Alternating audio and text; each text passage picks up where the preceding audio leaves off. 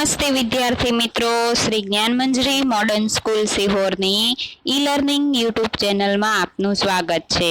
ધોરણ 12 કોમર્સ, વિષય વાણિજ્ય પત્રવ્યવહાર અને સેક્રેટરીયલ પ્રેક્ટિસ એસપીસીસી વિષયના ગયા લેક્ચરમાં આપણે એસપીનું બીજું યુનિટ પૂરું કર્યું હતું।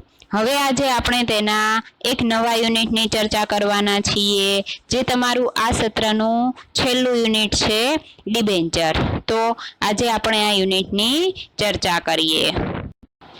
આ યુનિટમાં આપણે ડિબેન્ચરની વ્યાખ્યા, ડિબેન્ચરના પ્રકારો, ડિબેન્ચર બહાર પાડવાની વિધિ, ડિબેન્ચર હોલ્ડરના અધિકાર, ડિબેન્ચર ટ્રસ્ટ ડીડ, ડિબેન્ચર ફેરબદલીની વિધિ તેમજ શેર અને ડિબેન્ચર વચ્ચેનો તફાવત જોવાના છીએ, જેમાં તમારે બોર્ડની પરીક્ષા માટે રદ કરવામાં આવેલા મુદ્દાઓમાંથી ડિબેન્ચર હોલ્ડરના અધિકાર, ડિબેન્ચર ટ્રસ્ટ ડીડ અને ડિબેન્ચર ફેરબદલીની વિધિ આટલી બાબતો રદ કરવામાં આવેલ છે। તો આવનારી તમારી પ્રથમ પરીક્ષા માટે પણ આ બાબતો છે એ રદ થયેલી છે, તેથી પરીક્ષાની તૈયારી કરતી વખતે આ બાબતોને ધ્યાનમાં લેવી નહીં।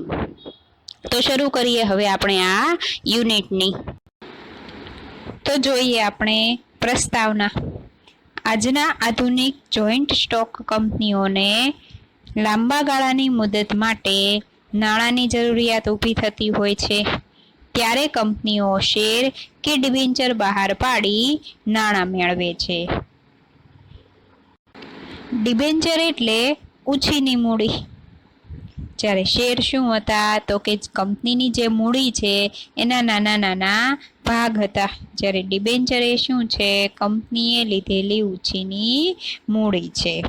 ડિબેન્ચર એ દેવું ઊભું કરતો અને દેવાનો સ્વીકાર કરતો દસ્તાવેજ છે, જે કંપનીની સામાન્ય મહોર સાથે બહાર પાડવામાં આવે છે અને નિશ્ચિત દરે અને મુદતે વ્યાજ ચૂકવવાની ખાતરી આપે છે। બરાબર। તો જો અહીંયાથી જ આપણને આપણો જે છેલ્લો મુદ્દો છે, શેર અને ડિબેન્ચર વચ્ચેનો તફાવત, તેના અમુક મુદ્દા મળી ગયા। બરાબર, કે શેર અને ડિબેન્ચર બંનેનો ઉપયોગ શું કરવામાં આવે તો કે નાણાંની જરૂરિયાત માટે એને ઊભું કરવામાં આવે છે, પણ ડિબેન્ચર છે એ શું છે, કંપનીની ઉછીની મૂડી છે। બરાબર, અને શેર છે અને એના એટલા માટે આ ડિબેન્ચરને શું કહેવામાં આવે છે, દેવા તરીકે ઓળખવામાં આવે છે, અને જ્યારે શેર છે એને દેવું કહેવામાં આવતું નથી, એ કંપનીની મૂડી ગણવામાં આવે છે। એટલે આ પહેલો તફાવત થયો। પછી બીજો શું કે કંપનીની સામાન્ય મહોર સાથે બહાર પાડવામાં આવે છે ડિબેન્ચરને। બરાબર, અને નિશ્ચિત દરે અને મુદતે વ્યાજ ચૂકવવાની ખાતરી આપે છે, જ્યારે શેરમાં ડિવિડન્ડ ચૂકવવાનું હોય પણ એ કાંઈ ફરજિયાત હોતું નથી। શેર મૂડી ઉપર છે ડિવિડન્ડ ચૂકવવાનું હોય પણ ત્યાં છે એ કાંઈ ફરજિયાત નથી હોતું, જ્યારે ડિબેન્ચરમાં છે એ વ્યાજ ચૂકવવું ફરજિયાત હોય છે, એટલે એની ખાતરી આપવામાં આવે છે અને કંપનીનું દેવું ગણાય છે। એટલે જ્યાં સુધી દેવું નહીં ચૂકવાય ત્યાં સુધી કંપનીનું ખાતું બંધ થશે નહીં, એનો વાર્ષિક હિસાબ પૂરો થશે નહીં। આ માટે કંપની મિલકતો પર તરતો બોજ ઊભો કરે છે, ફ્લોટિંગ ચાર્જ। બરાબર, એના માટે શું કરે છે, તરતો બોજ ઊભો કરવામાં આવે છે, જેથી કરીને કંપની ડિબેન્ચરનું પૂરેપૂરી રકમ અને તેનું વ્યાજ છે એ ચૂકવી શકે। હવે જોઈએ ડિબેન્ચરની વ્યાખ્યા। તો ડિબેન્ચર મૂળ લેટિન શબ્દ ડિબેર પરથી આવ્યો છે, જેનો અર્થ દેવું થાય છે, તેથી એવું કહી શકાય કે ડિબેન્ચર એ કંપનીનું દેવું દર્શાવતો દસ્તાવેજ છે। બરાબર, જેમ શેરમાં પ્રમાણપત્ર આપવામાં આવે એમ ડિબેન્ચરનું છે એ દસ્તાવેજ આપવામાં આવે છે, એટલે શું છે તો કે કંપનીનું દેવું દર્શાવતો દસ્તાવેજ છે। પછી એની જુદી જુદી વ્યાખ્યાઓ આપેલી છે। બરાબર, તો પ્રથમ શું છે કે ડિબેન્ચર એ કંપનીની સામાન્ય મહોરથી અંકિત થયેલો કંપનીના દેવાનો સ્વીકાર કરતો દસ્તાવેજ છે. સામાન્ય મહોરથી અંકિત થયેલો અને કંપનીના દેવાનો સ્વીકાર કરતો દસ્તાવેજ છે. આ વ્યાખ્યા કોણે આપેલી છે? સંચાલન શાસ્ત્રી સર ફ્રાન્સિસ પામરે આપેલી છે. બરાબર. એણે શું કીધો છે કે એ શેના દ્વારા અંકિત થાય છે, શેનાથી એની ઓળખ થાય છે? તો કે કંપનીની સામાન્ય મહોરથી, કંપનીના સામાન્ય સિમ્બોલથી એ અંકિત થાય છે, એનો પરિચય મળે છે. અને બીજું કે કંપનીના દેવાનો સ્વીકાર કરતો દસ્તાવેજ છે, જે શું રજૂ કરે છે? કંપનીનું દેવું, કંપનીએ જે ઉછીની મૂડી લીધી છે એ અંગેનો એક પુરાવો છે. પછી બીજું છે કે ડિબેન્ચર એ કંપનીની સામાન્ય મહોરથી અંકિત થયેલો દસ્તાવેજ છે, જેમાં કંપની નિશ્ચિત રકમ, નિશ્ચિત વ્યાજ દરે, નિશ્ચિત મુદત પછી પરત કરવાની શરત સાથે જે ઉછીની લીધેલ છે રકમ તેને દેવાનો સ્વીકાર કરે છે. બરાબર. કેવો દસ્તાવેજ છે? કે કંપનીએ અમુક રકમ, અમુક વ્યાજ દરે અને અમુક સમય મર્યાદા માટે ઉછીની લીધેલી છે, એને આપવા માટેનો કંપનીએ સ્વીકાર કર્યો છે, એ દર્શાવતો દસ્તાવેજ છે, એનો એક પુરાવો છે. હવે ડિબેન્ચર એ શું છે? કે તેના નાના નાના લક્ષણો દર્શાવ્યા છે. તો એમાં પ્રથમ છે કે કંપનીની સામાન્ય મહોર સાથે. બરાબર. શેનાથી અંકિત થાય છે? કંપનીની સામાન્ય મહોરથી. પછી અમુક નિશ્ચિત રકમના દેવાનો સ્વીકાર કરતો દસ્તાવેજ છે. આ એનું બીજું લક્ષણ થયું. જો એની જે ઉપર વ્યાખ્યા આપી એના ઉપરથી જ આ લક્ષણો તારવવામાં આવેલા છે. પ્રથમ શું હતું? કંપનીની સામાન્ય મહોરથી અંકિત થયેલો. પછી બીજું દેવાનો સ્વીકાર કરતો દસ્તાવેજ છે. બરાબર. પછી જેમાં મુદ્દલ રકમ પરત કરવામાં આવે તેટલા સમય સુધી, બરાબર, રકમ અને મુદત દર્શાવી છે.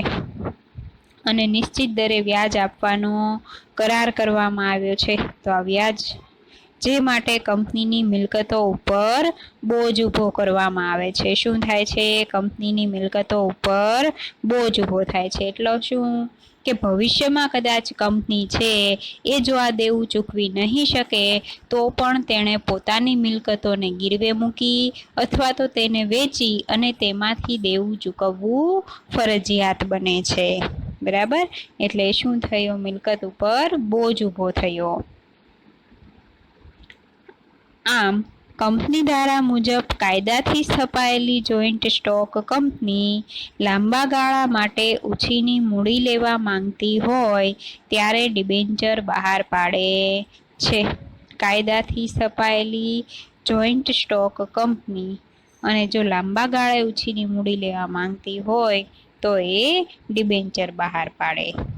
નિશ્ચિત મુદત પછી ડિબેન્ચરના નાણાં પરત કરી શકાય છે. બરાબર. હવે જો શેર મૂડી માટે જેમ શેર બહાર પાડવામાં આવે છે એવી જ રીતે ડિબેન્ચર બહાર પાડવામાં આવે અને અમુક ચોક્કસ સમય પછી છે એ ડિબેન્ચરના નાણાં પરત કરવાના હોય. કંપની અને ડિબેન્ચર ધારક વચ્ચે દેવાદાર અને લેણદારનો સંબંધ સ્થાપિત થાય છે. શા માટે? કારણ કે ડિબેન્ચરને દેવું ગણવામાં આવ્યું છે, જ્યારે શેર હોલ્ડરો અને કંપની વચ્ચે છે એક માલિક તરીકેનો સંબંધ બને છે. ડિબેન્ચર ધારકને કંપનીમાં મતાધિકારનો હક મળતો નથી. આ એનો ચોથો તફાવત થયો.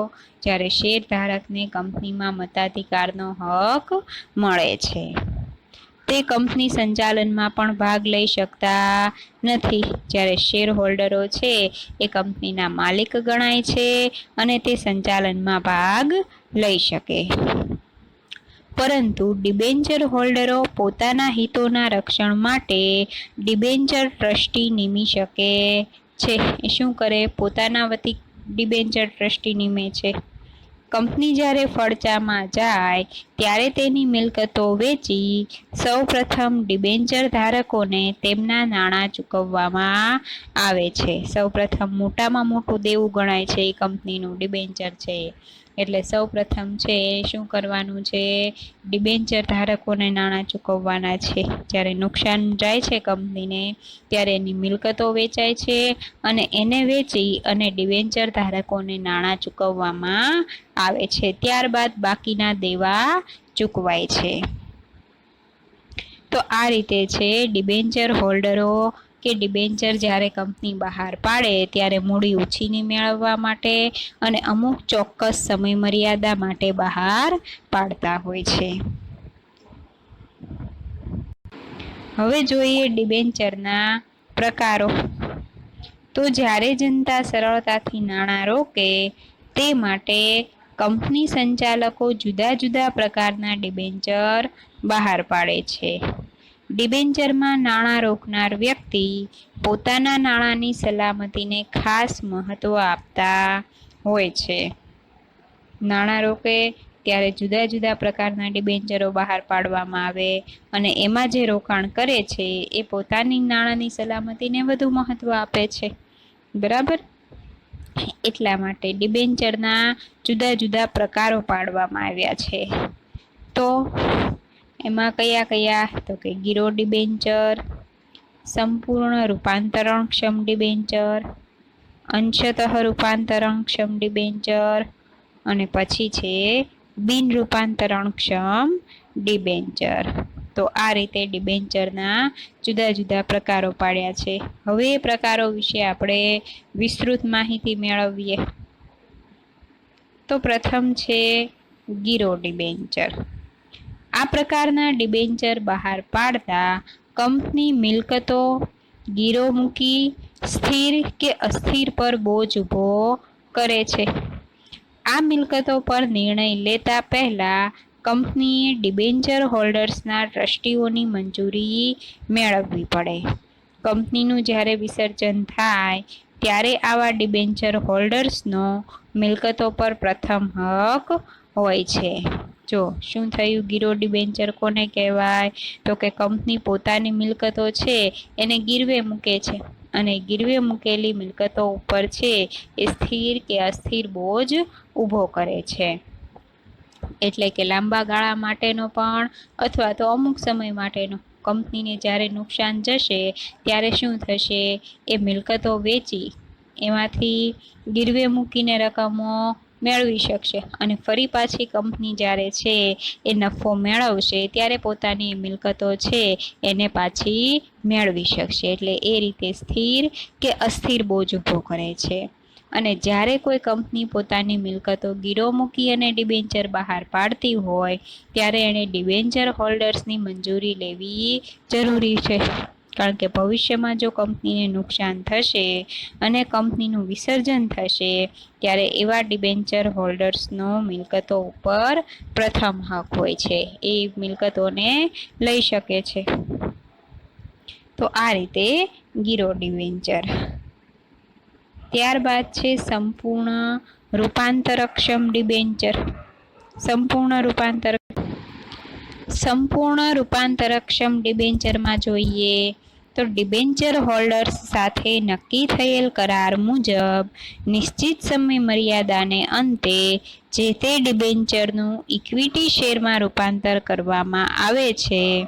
કંપની આ અગાઉ ડિબેન્ચર ધારકોને બે વિકલ્પો આપે છે. જો અહીં જે ડિબેન્ચરનું પ્રકાર છે એના નામમાં જ એના અર્થનો સમાવેશ થયો કે સંપૂર્ણ રૂપાંતરક્ષમ. રૂપાંતર કરવું એટલે શું, તો કે ડિબેન્ચરનું શેરમાં રૂપાંતર કરવામાં આવે છે. એટલે એ શું થયું, રૂપાંતરક્ષમ ડિબેન્ચર થયું. અને અહીં છે કંપની ડિબેન્ચર ધારકને બે વિકલ્પ આપે. એક કે ડિબેન્ચરના નાણાં પરત લેવા છે કે બીજું તેટલી રકમના ઇક્વિટી શેર લેવા છે. જો ડિબેન્ચર ધારક એફસીડી વિકલ્પ સ્વીકારે છે તો ડિબેન્ચર ધારક તરીકેના હકો કંપની લેણદાર તરીકે સમાપન થાય છે અને ઇક્વિટી શેર ધારક તરીકેના હકો એટલે કે માલિકી પ્રાપ્ત થાય છે. બરાબર, જો એને શું વિકલ્પો મળે છે કે એણે ડિબેન્ચરના નાણાં પરત લેવા છે કે પછી એણે પોતાના ડિબેન્ચરનું ઇક્વિટી શેરમાં રૂપાંતર કરવું છે. જો ડિબેન્ચર ધારક છે એ રૂપાંતરણક્ષમ ડિબેન્ચર ખરીદવા ઈચ્છતો હશે તો ભવિષ્યમાં શું થશે કે એને એના નાણાં છે પરત નહીં મળે, પરંતુ એનો એક લેણદાર તરીકેનો જે હક છે એટલે કે એનું દેવું છે કંપની પાસે, એ દેવું ત્યાં પૂરું થશે અને એ કંપનીના સંચાલનમાં ભાગ ધરાવતો થશે, એનો માલિકી હક તેને મળશે. પછી છે અંશતઃ રૂપાંતરક્ષમ ડિબેન્ચર. તો અહીં ડિબેન્ચરના બે ભાગ પાડી દેવામાં આવે છે, જેમાં ડિબેન્ચરનો એક ભાગ સંપૂર્ણ રૂપાંતરિત હોય છે અને બીજો ભાગ બિન રૂપાંતરિત હોય છે.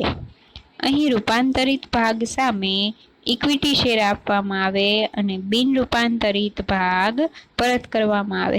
બરાબર, એટલે કે જેટલો ભાગ બે ભાગ પાડ્યા છે એમાંથી જેટલા ડિબેન્ચરનું શેરમાં રૂપાંતર કરવાનું છે એટલો એને માલિકી હક મળે છે અને બાકીના જે ડિબેન્ચર્સ છે એની એને રકમ પરત મળે છે. એટલે કે અમુક ટકા છે એ જ ડિબેન્ચરનું શેરમાં રૂપાંતર થતું હોય છે. પછી છે બિન રૂપાંતરક્ષમ ડિબેન્ચર. આ પ્રકારના ડિબેન્ચરનું ઇક્વિટી શેરમાં રૂપાંતર થઈ શકતું નથી કે આ પ્રકારની કોઈ જોગવાઈ હોતી નથી. બરાબર, કે એનું કોઈ શેરમાં રૂપાંતર થાય નહીં અને જ્યારે એની મુદત પૂરી થાય એટલે એના નાણાં છે એ કંપની પરત કરી દે છે. તો આ રીતે શું થયા? બિન રૂપાંતરક્ષમ ડિબેન્ચર. તો ડિબેન્ચરના ચાર પ્રકારો: ગીરો ડિબેન્ચર, સંપૂર્ણ રૂપાંતરક્ષમ ડિબેન્ચર, અંશતઃ રૂપાંતરક્ષમ ડિબેન્ચર અને બિન રૂપાંતરક્ષમ ડિબેન્ચર. એકદમ સહેલા પ્રકારો છે એના. બરાબર, હવે જોઈએ ડિબેન્ચર બહાર પાડવાની વિધિ. ભારતીય કંપની ધારામાં ડિબેન્ચર બહાર પાડવા માટેની ખાસ જોગવાઈઓ કરવામાં આવેલી છે. જ્યારે કંપની ડિબેન્ચર બહાર પાડે ત્યારે તમામ જોગવાઈઓનું પાલન કરવું અનિવાર્ય છે કે કાયદાની જોગવાઈઓને, કાયદાની વિધિને ધ્યાનમાં રાખીને જ કોઈ પણ કંપની ડિબેન્ચર બહાર પાડી શકે. જો આ જોગવાઈના પાલનમાં કોઈ પણ ભૂલ થાય તો કંપની જે તે અધિકારી દંડ સજાને પાત્ર ગણાય છે. બરાબર, એ જોગવાઈઓનું જો પાલન નહીં થયું હોય, એમાં કોઈ ભૂલ કરી હશે તો કંપની કે જે તે અધિકારી જેના દ્વારા એ ભૂલ થઈ હશે તે દંડ કે સજાને પાત્ર ગણાશે.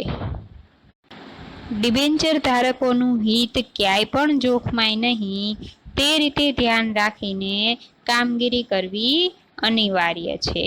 ડિબેન્ચર બહાર પાડવાની વિધિ નીચે પ્રમાણે છે. બરાબર, કે દરેક જોગવાઈઓને ધ્યાનમાં રાખવી જરૂરી છે. ડિબેન્ચર ધારકોને ભવિષ્યમાં કોઈ નુકસાન ન થાય, એને કોઈ જોખમ ઊભું ન થાય તેનું ધ્યાન કંપનીએ રાખવાનું છે. તો હવે કઈ રીતે છે ડિબેન્ચર બહાર પાડવામાં આવે છે? તો સૌ પ્રથમ છે ડિરેક્ટર મંડળની સભામાં ઠરાવ પસાર કરે છે. બરાબર, ડિબેન્ચર બહાર પાડવા માટેનો ઠરાવ પસાર થાય છે. તો એમાં સૌ પ્રથમ કંપનીના નિયમન પત્રમાં ડિબેન્ચર અંગેની જોગવાઈઓનો અભ્યાસ કરવામાં આવે છે. ત્યારબાદ કંપની સંચાલક મંડળની સભામાં ડિબેન્ચર બહાર પાડવા માટે ઠરાવ પસાર કરે છે, જેમાં ડિબેન્ચરની સંખ્યા, ડિબેન્ચરની કિંમત, ડિબેન્ચરની કુલ રકમ, વ્યાજનો દર, વ્યાજની ચૂકવણી, શરતો વગેરે બાબતો અંગે નિર્ણય લેવામાં આવે છે. બરાબર, દરેક બાબતો ડિબેન્ચર કેટલાના બહાર પાડવાના છે, એની કિંમત કેટલી હશે, કુલ રકમ કેટલી, વ્યાજનો દર કેટલો રાખવાનો છે, વ્યાજની ચૂકવણી કઈ રીતે કરવાની છે, આ બધી જ બાબતો અંગેનો છે એ ઠરાવ પસાર કરવામાં આવે છે. એટલે કે એની વિચારણા થાય છે, બધાને સહમતિ હોય એ રીતે છે એ ઠરાવ પસાર થાય છે. કંપનીની સામાન્ય સભામાં ઠરાવ. કંપની ડિબેન્ચર બહાર પાડી જે નાણાકીય ભંડોળ એકત્ર કરવા માંગે છે તેના કારણે ઓછીની મૂડીનું પ્રમાણ મુક્ત અનામત ભંડોળ કરતાં વધી જતું હોય અથવા સત્તા મર્યાદાથી વધારે રકમના ડિબેન્ચર બહાર પાડવાના હોય ત્યારે કંપનીની સામાન્ય સભા બોલાવી સભ્યોની સંમતિનો ઠરાવ કરવામાં આવે છે. બરાબર. જ્યારે ડિબેન્ચર બહાર પાડી અને નાણાકીય ભંડોળ એકત્ર કરવા ઈચ્છે છે તો એ માટે ઓછીનું મૂડીનું પ્રમાણ મુક્ત અનામત ભંડોળ કરતાં વધી જતું. એટલે શું કે ભવિષ્યમાં એમાંથી રકમ ચૂકવવાની થશે તો એનાથી આ ડિબેન્ચરની રકમ વધતી હોય તો એ માટે કેવા ફેરફારો કરવાના છે, એ માટે શું કરવાનું છે. પછી સત્તા મર્યાદાથી વધારે રકમના ડિબેન્ચર બહાર પાડવાના હોય તો આ માટે છે કંપનીની સામાન્ય સભા બોલાવવામાં આવે છે અને દરેક સભ્યોની સંમતિનો ઠરાવ કરવામાં આવે. શા માટે? તો કે ભવિષ્યમાં જો કોઈ પ્રશ્નો ઊભા થયા, કંપની દેવું ચૂકવવા સક્ષમ ન હોય તો દરેક સભ્ય એના માટે જવાબદાર ગણાશે. તો દરેકને મંજૂર હોય તો જ એ વધારે રકમના ડિબેન્ચર બહાર પાડે. એટલે દરેક માહિતી છે એ કંપનીના દરેક સભ્યને આપવી જરૂરી છે. પછી છે સેબીની મંજૂરી. હવે શું થયું કે કંપનીમાં તો ચર્ચા વિચારણા થઈ ગઈ, બધાની મંજૂરી મળી ગઈ, પણ હવે સેબીની મંજૂરી મેળવવી પડશે. તો ડિબેન્ચર બહાર પાડવા સેબીની મંજૂરી મેળવવી પડે અને સેબીના માર્ગદર્શક સૂચનોનું પાલન થાય તેની પણ તકેદારી રાખવી જરૂરી છે. એટલે પછી સેબીની મંજૂરી મેળવવાની. ત્યારબાદ શું કરવાનું? સેબીની મંજૂરી મળી જાય એટલે વિજ્ઞાપન પત્ર બહાર પાડવાનું. જેવી રીતે શેર બહાર પાડે ત્યારે જાહેર જનતાને આમંત્રણ આપવા વિજ્ઞાપન પત્ર બહાર પાડવામાં આવે એ જ રીતે ડિબેન્ચર બહાર પાડવા માટે પણ જાહેર કંપનીઓએ વિજ્ઞાપન પત્ર દ્વારા જાહેર જનતાને આમંત્રણ આપવાનું હોય. વિજ્ઞાપન પત્રમાં ડિબેન્ચરની વિવિધ વિગતો વિશેની માહિતી દર્શાવવાની છે જેનો ડિબેન્ચર ખરીદવા ઈચ્છતી વ્યક્તિઓ, સંસ્થાઓ વગેરે અભ્યાસ કરે અને ડિબેન્ચર ખરીદીનો નિર્ણય કરતા જોવા મળે. એટલે કે એક જાહેરાત આપવાની છે જેમાં દરેક માહિતીનો સમાવેશ થવો જોઈએ. પછી છે ડિબેન્ચર ટ્રસ્ટીઓની નિમણૂક. ડિબેન્ચર ધારકોના હિતોનું રક્ષણ કરવા માટે ટ્રસ્ટ ધારાની જોગવાઈઓ પ્રમાણે ટ્રસ્ટ ડીડ કે ડિબેન્ચર કરારપત્ર તૈયાર કરવામાં આવે છે. તો જો ડિબેન્ચર ધારકોને ભવિષ્યમાં કોઈ પ્રશ્નો ઊભા થશે તો એ કોની મદદ મેળવશે? તેના ટ્રસ્ટીઓની, કે એના ટ્રસ્ટીઓને કહી અને પોતાનું નુકસાન છે એ ભરપાઈ કરાવવા ઈચ્છી શકે. અને કંપનીમાં ડિબેન્ચર ટ્રસ્ટીઓની નિમણૂક કરવામાં આવે છે જે શું કરે? ડિબેન્ચરને લગતી દરેક કામગીરી કરશે. પછી છે બાંયધરી દલાલો સાથે કરાર. જે શું કરવાના છે? કંપનીના સંચાલકો ડિબેન્ચરના ભરણા સંદર્ભે બાંયધરી દલાલો કે સંસ્થાઓ સાથે કરાર કરવા માંગતા હોય તો તે આ તબક્કે કરવામાં આવે છે. બંને પક્ષે શરતો નક્કી થાય છે. બરાબર. દલાલો દ્વારા છે ડિબેન્ચરની કામગીરી કરાવવા ઈચ્છતા હોય. પછી છે શિડ્યુલ બેંકમાં ખાતું ખોલાવવું. તો જેવી રીતે શેર માટે છે ખાતું ખોલાવવું જરૂરી હતું એ રીતે ડિબેન્ચર માટે પણ વેપારી બેંકોમાં ખાતું ખોલાવવામાં આવે છે. પછી શેર બજારમાં નોંધણી કરાવવી. તો એ પણ જરૂરી છે કે જો વિજ્ઞાપન પત્રમાં દર્શાવવામાં આવેલ હોય તો કંપની સંચાલકોએ ડિબેન્ચરના ખરીદ વેચાણ માટે માન્ય શેર બજારમાં અરજી કરે છે. પરંતુ શેર બજાર આ અરજી કોઈ કારણસર રદ કે નામંજૂર કરે તો કંપનીએ ડિબેન્ચરના નાણાં પરત કરવા પડે છે. ડિબેન્ચર ના નાણાં પરત કરવાના હોય છે. શેર બજારમાં શું કરવાની છે? નોંધણી કરાવવાની છે. પછી શેર બજારમાં અરજી કરવાની અને જો અરજી છે કોઈ કારણસર નામંજૂર થાય તો એણે ડિબેન્ચરના નાણાં પરત કરવા પડે. એને મંજૂરી મળે શેર બજારમાંથી તો જે ડિબેન્ચરના નાણાં મેળવી શકે. પછી છે ડિબેન્ચર વહેંચણી પત્રક તૈયાર કરવું. હવે શું થશે? ડિબેન્ચર વહેંચણી પત્રક તૈયાર થશે. વિજ્ઞાપન પત્રમાં દર્શાવ્યા પ્રમાણે ડિબેન્ચર ભરણાની યાદી બંધ થયા પછી આવેલ ડિબેન્ચર અરજીના આધારે કંપની સેક્રેટરી ડિબેન્ચર વહેંચણી પત્રક તૈયાર કરે છે, જેમાં દરેક બાબતોની માહિતી નોંધવામાં આવે છે. જુદા જુદા પ્રકારના ડિબેન્ચરો માટે જુદા જુદા જે કાંઈ વ્યક્તિઓએ ખરીદી કરી હોય, અરજીઓ કરી હોય તેની યાદી તૈયાર કરવામાં આવે છે. કંપનીના ડિરેક્ટરોની સભામાં ડિબેન્ચર ફાળવણી અંગે નિર્ણય લેવામાં આવે છે કે કયા પ્રકારના ડિબેન્ચરોની કેટલા પ્રમાણમાં ફાળવણી કોને કોને કરવી. તો કોને કેટલા ડિબેન્ચર ફાળવવા તે નક્કી થઈ ગયા પછી ડિબેન્ચરના પ્રમાણપત્રો મોકલવાની કાર્યવાહી કરવામાં આવે છે. બરાબર, કે કયા વ્યક્તિના કે કયા ડિબેન્ચર ધારકના કેટલા શેરની ફાળવણી કરવાની છે. આ નક્કી થઈ જાય પછી એમને પ્રમાણપત્રો મોકલવાના છે. તો પછીનો મુદ્દો છે છેલ્લો, ડિબેન્ચરના પ્રમાણપત્રો.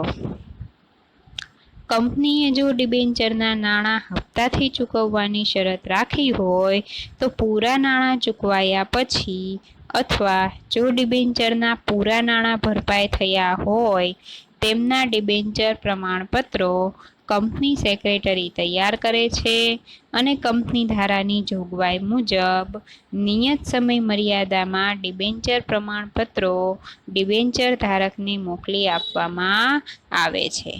બરાબર, શું કરવામાં આવે એના છે એ નાણાં ચૂકવાઈ જાય પછી એ નાણાં ભરપાઈ થઈ ગયા હોય એના પ્રમાણપત્રો મોકલવાના છે અને કોના દ્વારા તૈયાર થાય? કંપની સેક્રેટરી દ્વારા. અને નિયત સમય મર્યાદામાં છે એ ડિબેન્ચર ધારકોને મોકલી આપવામાં આવે છે. તો આ રીતે છે જે રીતે શેરની પ્રક્રિયા થતી હતી એ જ પ્રકારે ડિબેન્ચરની પ્રક્રિયા કરવામાં આવે છે. હવે પછીનો મુદ્દો જોઈએ, ડિબેન્ચર હોલ્ડરના અધિકાર. કંપનીમાં ડિબેન્ચર ધારકોને પણ વિવિધ અધિકારો મળવાપાત્ર થાય છે. ડિબેન્ચર ધારકો કંપનીના લેણદારો છે, તેથી કંપની અને ડિબેન્ચર ધારકો વચ્ચે દેવાદાર લેણદારનો સંબંધ જોવા મળે છે. ડિબેન્ચર હોલ્ડરોના વિવિધ અધિકારો નીચે પ્રમાણે છે. તેમાં પ્રથમ જોઈએ, જેવી રીતે શેર હોલ્ડર છે એને મતાધિકારનો હક મળે છે, સંચાલનનો હક મળે છે, એવી રીતે ડિબેન્ચર હોલ્ડરોને પણ કેટલાક હક આપવામાં આવેલા છે. કેટલાક અધિકારો છે એમના. એ કંપનીના લેણદારો છે અને બંને વચ્ચે દેવાદાર અને લેણદારનો સંબંધ છે. તો સૌપ્રથમ છે કે ડિબેન્ચર પર નિર્ધારિત સમયે અને નિશ્ચિત દરે વ્યાજ મેળવવાનો અધિકાર. નિર્ધારિત સમય જે નક્કી થયો છે એ સમયે અને જેટલો દર, જેટલા ટકા વ્યાજ નક્કી થયું હોય એટલું વ્યાજ મેળવવાનો એને અધિકાર છે. જો એટલું વ્યાજ એને નથી મળતું તો એ પોતાના ટ્રસ્ટીના છે એ સહયોગ દ્વારા કોઈ પણ કાર્યવાહી એના પર કાયદાકીય કરી શકે છે. પછી છે ડિબેન્ચરની સમય મર્યાદા પૂરી થતાં નાણાં પરત મેળવવાનો અધિકાર. એની સમય મર્યાદા પૂરી થતાં નાણાં પરત મેળવી શકે છે. પછી કંપનીની રજિસ્ટર ઓફિસે રાખવામાં આવેલ દસ્તાવેજોનો અભ્યાસ, તપાસ અને નકલ મેળવવાનો અધિકાર. એણે જે ડિબેન્ચરમાં રોકાણ કર્યું છે એ અંગેની તે તપાસ કરી શકે છે, દસ્તાવેજોની તેનો અભ્યાસ કરી શકે છે અને તેની નકલ પણ તે પોતે મેળવી શકે છે. એટલા ડિબેન્ચરો ઉપર તે હક ધરાવે છે.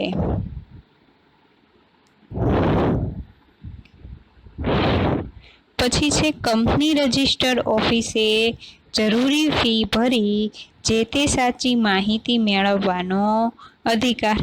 બરાબર, શું કરી શકે છે? રજિસ્ટર ઓફિસે છે જરૂરી ફી ભરી અને ગમે તે માહિતી છે તે મેળવી શકે છે. પછી કંપની ડિબેન્ચર ધારકો સાથે ટ્રસ્ટ ડીડ કે ટ્રસ્ટ કરાર કરે છે તેની જોગવાઈઓ મુજબ આ કામગીરી થાય છે કે કેમ તેની જાણકારી મેળવવાનો અધિકાર છે. ટ્રસ્ટીઓ તરીકેની નિમણૂક તેના માટે કરવામાં આવેલી છે ને તે મુજબ કામગીરી થાય છે કે નહીં તે જોવાનો પણ ડિબેન્ચર ધારકોને અધિકાર હોય છે. પછી છે ડિબેન્ચર હોલ્ડરોને તેમના હિતોનું રક્ષણ કરવા માટે ડિબેન્ચર ટ્રસ્ટીની નિમણૂક કરવાનો અધિકાર છે. તેમના હિતોનું રક્ષણ કરવા માટે શું થાય છે? ડિબેન્ચર ટ્રસ્ટીની નિમણૂક કરી શકે છે, જેથી કરીને કોઈ પણ પ્રશ્નો એને ઊભા થાય તો એ એના દ્વારા મદદ મેળવી શકે. પછી કંપનીના સંચાલકો ડિબેન્ચર હોલ્ડરને અસર કરતા મહત્વના નિર્ણયો લેતા પહેલા ડિબેન્ચર ટ્રસ્ટીને વિશ્વાસમાં લેવા પડે છે. કોઈ પણ પ્રકારના ડિબેન્ચરને લગતા નિર્ણયો લેવાય એટલે એ પહેલાં શું થાય છે? ડિબેન્ચર ટ્રસ્ટીને વિશ્વાસમાં લેવા પડે. જો તે ઈચ્છે છે તો જ એને લગતા નિર્ણયો લઈ શકાય. પછી કંપનીએ જે મિલકતની જામીનગીરી ગીરો આપેલ હોય તેની ટ્રસ્ટ ડીડમાં કરેલ જોગવાઈ પ્રમાણે સલામતી જળવાય તે જોવાનો અધિકાર છે. બરાબર, તે શું જોઈ શકે છે કે અગાઉ જ આપણે જોયું હતું ગીરો ડિબેન્ચર વિશે.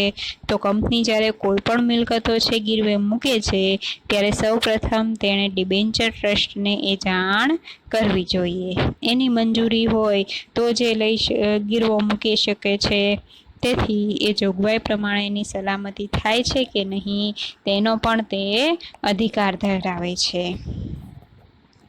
પછી જામીનગીરી પેટે આપેલ મિલકત કે ટ્રસ્ટ ડીડની જોગવાઈનો જો ભંગ કરે, શરતોનું પાલન ન કરે તેવા સંજોગોમાં કાયદેસરની કાર્યવાહી કરવાનો અધિકાર છે. એને કોઈ પણ નુકસાન થતું હશે તો એ કાર્યવાહી કરી શકશે. પછી સમયાંતરે કંપનીની પ્રગતિ કે વિકાસની માહિતી મેળવવાનો અધિકાર છે. બરાબર, કંપનીની પ્રગતિ કે વિકાસની માહિતી મેળવવાનો અધિકાર છે, કારણ કે એણે કંપનીને ઓછીની મૂડી આપી છે, એની મૂડીનું એમાં રોકાણ થયેલું છે, એટલા માટે કંપની અંગેની માહિતી મેળવી શકે છે. કંપની વિસર્જન સમયે પોતાના નાણાં અગ્રતા ક્રમે પરત મેળવવાનો અધિકાર છે. બરાબર, કંપનીનું જ્યારે વિસર્જન થાય છે, અંત આવે છે કંપનીનો, એ સમયે સૌપ્રથમ પોતે પોતાના નાણાં પરત મેળવવાનો અધિકાર ધરાવે છે. તો આ રીતે ડિબેન્ચર હોલ્ડરોને આવા જુદા જુદા હક મળેલા છે. હવે પછી છે ડિબેન્ચર ટ્રસ્ટ ડીડ. તો ડિબેન્ચર એ કંપનીનું દેવું છે. કંપની ડિબેન્ચર હોલ્ડરોને આ દેવા સામે મિલકતોની જામીન કે ગીરો આપે છે. ભારતીય કંપની ધારા પ્રમાણે કંપની અને ડિબેન્ચર ધારકો વચ્ચે કાયદેસરનો કરાર કરવામાં આવે છે અને તેની કંપની રજિસ્ટ્રાર સમક્ષ નોંધણી કરાવવામાં આવે છે. આમ કંપની અને ડિબેન્ચર ધારકો વચ્ચે નક્કી કરવામાં આવતી આ શરતોના કરારને ટ્રસ્ટ ડીડ, ટ્રસ્ટ કરાર કે ટ્રસ્ટ ન્યાસ કરાર તરીકે પણ ઓળખવામાં આવે છે. બરાબર, એ માલિક નથી ગણાતા પણ એક ટ્રસ્ટી તરીકેનું કામ કરે છે, કારણ કે તેણે પોતાની મિલકતનું રોકાણ કર્યું છે. અને એવા સંજોગોમાં જ્યારે કાયદેસરનો કરાર થાય છે ત્યારે એને શું કહેવાય છે? ટ્રસ્ટ ડીડ કે ટ્રસ્ટ કરાર કે ટ્રસ્ટ ન્યાસ કરાર કહેવામાં આવે છે. કંપનીના ડિબેન્ચર હોલ્ડરો જુદી જુદી જગ્યાએ બિનસંગઠિત રીતે વહેંચાયેલા હોય છે. આ સંજોગોમાં તેમના હિતનું રક્ષણ કરવા માટે ટ્રસ્ટ ડીડની જોગવાઈ પ્રમાણે તેમના પ્રતિનિધિ તરીકે કેટલીક પ્રતિષ્ઠિત વ્યક્તિઓને ટ્રસ્ટી તરીકે નિમણૂક કરવામાં આવે છે. તો આપણે ઘણી જગ્યાએ સાંભળતા હોઈએ છીએ કે ટ્રસ્ટી છે, સ્કૂલના ટ્રસ્ટી હોય, કોઈ સંસ્થાના ટ્રસ્ટી હોય. બરાબર, તો એ શું છે કે એક પ્રતિનિધિ તરીકે કે જે વ્યક્તિએ અહીં મૂડીનું રોકાણ કર્યું છે તેમના હિતો જળવાઈ રહે, તેમના હિતનું રક્ષણ કરવા માટે એક પ્રતિષ્ઠિત વ્યક્તિને કે કેટલીક પ્રતિષ્ઠિત વ્યક્તિઓને છે એ ટ્રસ્ટી તરીકે નીમવામાં આવે છે, જે ડિબેન્ચર ધારકોના વિશાળ સમુદાયનું પ્રતિનિધિત્વ કરે છે. આ ડિબેન્ચર ટ્રસ્ટીઓ ડિબેન્ચર ધારકોનો વિશ્વાસ સંપાદન કરી તટસ્થ રીતે હિત રક્ષણ માટે કાર્ય કરે છે. જેમ કંપની પોતાના હિત માટે પોતાના કાર્ય માટે સંચાલકો છે એ સેક્રેટરીની નિમણૂક કરે, એવી રીતે ડિબેન્ચર ધારકો શું કરે છે? આ ડિબેન્ચર ટ્રસ્ટીની નિમણૂક કરે છે. એટલે આ વ્યક્તિએ ડિબેન્ચર ટ્રસ્ટીએ છે એ વિશ્વાસપાત્રતા સાથે છે એ તેમના દરેક હિતોનું રક્ષણ કરવાનું છે. પછી કંપનીમાં સ્થિર કે અસ્થિર બોજની પરિસ્થિતિ ઉદ્ભવે ત્યારે ટ્રસ્ટ ડીડની જોગવાઈ પ્રમાણે કાર્યવાહી કરવામાં આવે છે. બરાબર, કોઈ સ્થિર કે અસ્થિર બોજની પરિસ્થિતિ એટલે અગાઉ પહેલાં છે એ ટ્રસ્ટીઓની નિમણૂક મેળવવી પડે છે, એમની મંજૂરી મેળવવી પડે છે. પછી જ કંપની મિલકતો છે એને ગીરવે મૂકી શકે. પછી છે ટ્રસ્ટ ડીડની કંપની રજિસ્ટ્રાર સમક્ષ નોંધણી થયા પછી જો તેમાં કોઈ ફેરફાર કરવો હોય તો ડિબેન્ચર હોલ્ડરોની સામાન્ય સભા બોલાવી તેમની સહમતિ મેળવ્યા પછી જ ફેરફાર કરી શકાય છે. બરાબર, એમાં જો કોઈ ફેરફાર કરવો છે તો ડિબેન્ચર હોલ્ડરોની સામાન્ય સભા બોલાવવામાં આવે અને ત્યારબાદ છે એમાં ફેરફારો થાય છે. હવે આ ટ્રસ્ટ ડીડ માટે છે એક ફોર્મ ભરવાનું હોય છે. બરાબર, જેમાં કઈ વિગતોનો સમાવેશ થાય છે એ જોઈએ. તો કંપનીની પ્રાથમિક વિગતો, એના અંગેની સામાન્ય માહિતી, પછી ડિબેન્ચર ઇસ્યુની વિગતો કે કેટલા ડિબેન્ચર, કણ વ્યક્તિઓ છે, એના ડિબેન્ચર ધારકો કેટલા છે, બરાબર, કેટલા સમયમાં પરત કરવાના છે, એટલે કે ડિબેન્ચરને લગતી બધી જ બાબતો નોંધવામાં આવે. પછી જામીનગીરી કે ગીરો મૂકેલ મિલકતની વિગત, જેનું ધ્યાન કોણે રાખવાનું છે? આ ટ્રસ્ટી હોય એટલે એની વિગતો. પછી ડિબેન્ચર ટ્રસ્ટીઓની નિમણૂક અંગેની વિગતો, જે વ્યક્તિઓની ટ્રસ્ટી તરીકે નિમણૂક થઈ તેમની પણ માહિતી હોય છે. જવાબદારી નિભાવવામાં કસૂરની ઘટનાઓ, એટલે કે જેને આ જવાબદારી પ્રતિનિધિ તરીકે સોંપી છે એ વ્યક્તિ જો કદાચ એ કરી શકે તેમ ન હોય, એનાથી કોઈ ભૂલ થાય છે, જવાબદારી પૂરી રીતે નિભાવી શકે તેમ નથી, તો તે વખતે કેવા પગલાઓ લેવા તે અંગેની જોગવાઈઓ હોય છે.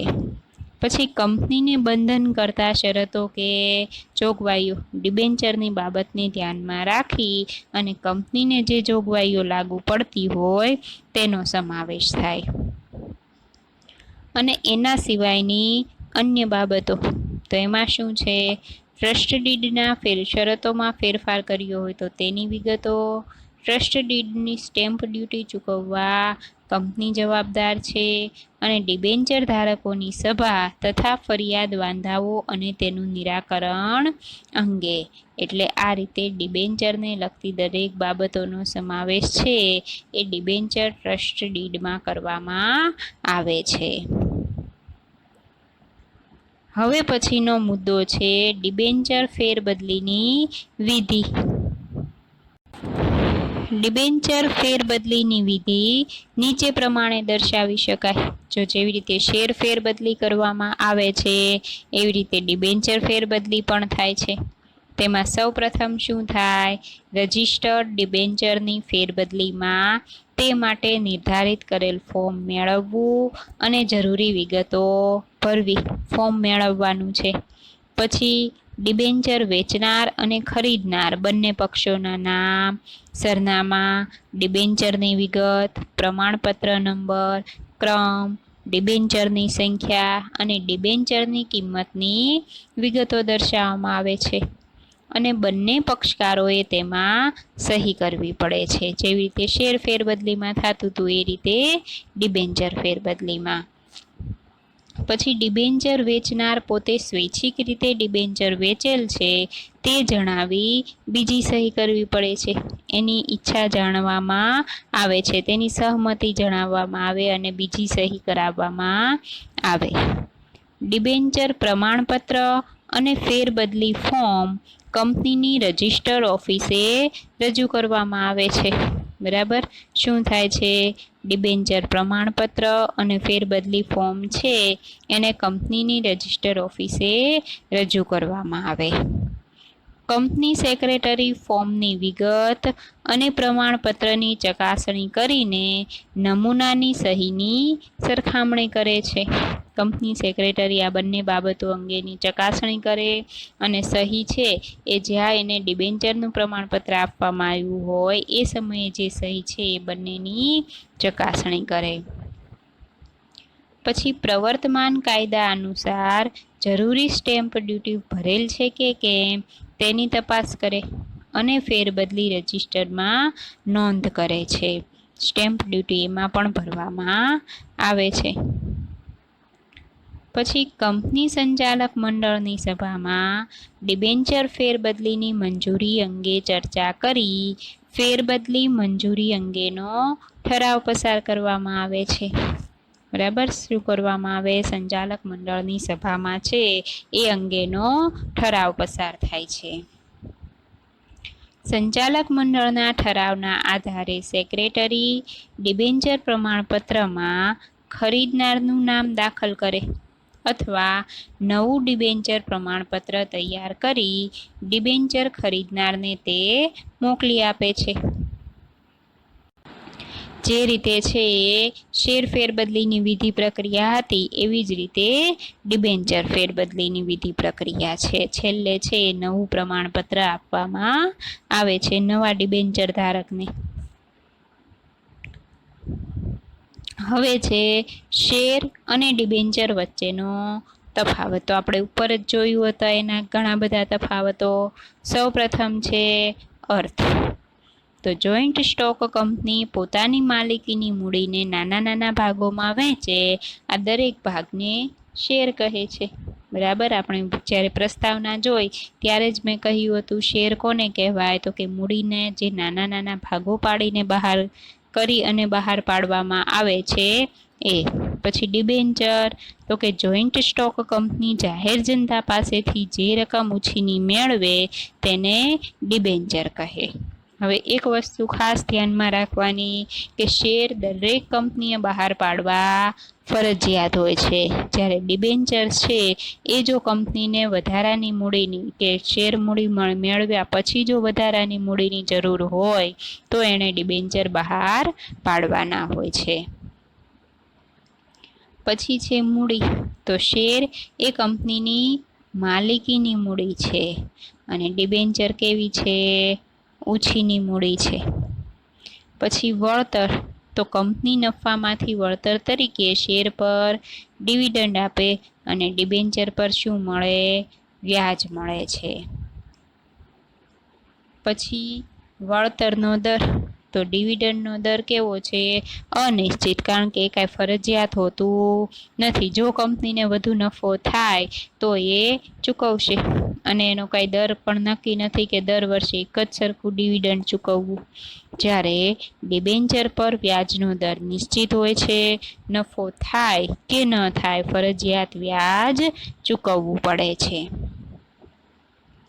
પછી માલિકી. તો શેર હોલ્ડર એ કંપનીનો માલિક છે અને ડિબેન્ચર હોલ્ડર એ કંપનીનો લેણદાર છે, કારણ કે એણે લેણું કર્યું છે, કંપનીને લેણે રકમ આપી છે અને જ્યારે અહીં છે એ પોતે રોકાણ કર્યું છે, મૂડી તરીકે રકમનું રોકાણ કર્યું છે. પછી જોખમ. તો શેરમાં જોખમનું પ્રમાણ વધારે હોય, કારણ કે બધી જ જવાબદારી શેર હોલ્ડર્સની બનશે. જ્યારે ડિબેન્ચરમાં જોખમનું પ્રમાણ ઓછું જોવા મળે, કારણ કે કોઈ પણ રીતે કાયદાકીય કાર્યવાહી કરીને પણ પોતાની મૂડી પાછી મેળવી શકે. પછી મતાધિકાર. તો શેર હોલ્ડર્સ છે એને મતાધિકારનો હક મળે છે અને ડિબેન્ચર હોલ્ડર્સને મતાધિકારનો હક મળતો નથી. પછી કંપનીમાં સ્ટેમ્પ ડ્યુટી. કંપનીમાં શેર ફેરબદલી ઉપર ઓછી સ્ટેમ્પ ડ્યુટી ભરવી પડે, જ્યારે ડિબેન્ચરની ફેરબદલીમાં સ્ટેમ્પ ડ્યુટી વધુ ભરવી પડે છે. પછી નાણાં પરત મેળવવા.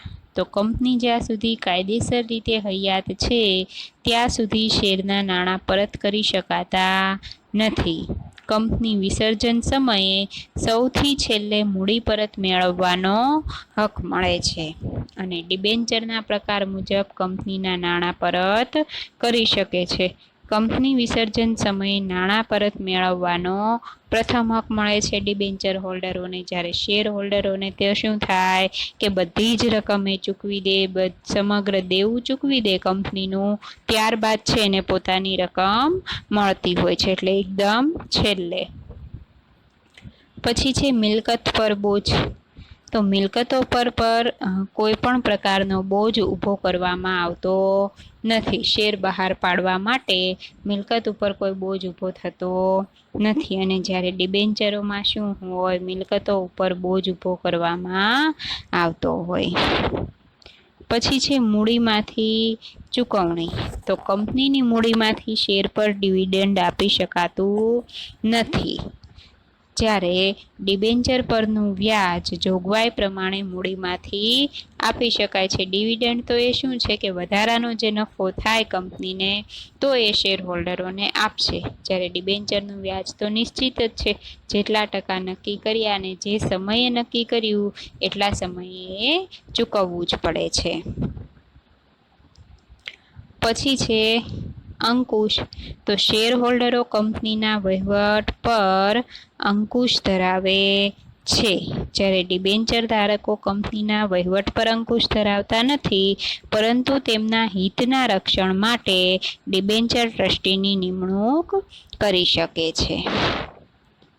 પછી છે કંપની વિસર્જનની માંગણી. તો શેરધારક કંપની વિસર્જનની માંગણી કરી શકતો નથી, જ્યારે ડિબેન્ચર ધારક કંપની વિસર્જનની માંગણી કરી શકે. અને કેવા સંજોગોમાં કે જો કંપની દેવું ચૂકવવા માટે સક્ષમ ન હોય, એટલે કંપનીની મિલકતો વેચીને પણ એણે છે ડિબેન્ચરોનું દેવું ચૂકવવું પડશે અને એટલા માટે કંપનીએ વિસર્જન કરવું જરૂરી બને છે. બરાબર, એટલે જો ડિબેન્ચર ધારકને એના પૈસા છે એ કંપની ચૂકવી નથી શકતી, તો એવા સંજોગોમાં ડિબેન્ચર ધારકો છે એ કંપની પાસે છે એ આ વિસર્જન કરવાની માંગણી કરી શકે છે. તો આ રીતે જો શેરનું જે યુનિટ હતું એ સારી રીતે સમજાઈ ગયું હોય તો ડિબેન્ચરનું યુનિટ પણ સારી રીતે ઝડપથી સમજાઈ જાય એવું છે. એકદમ સરળ છે. એક કંપનીના દેવા તરીકે છે એનો સમાવેશ કરવામાં આવ્યો છે. તો અહીં આપણું આ યુનિટ છે એ પૂરું થાય છે.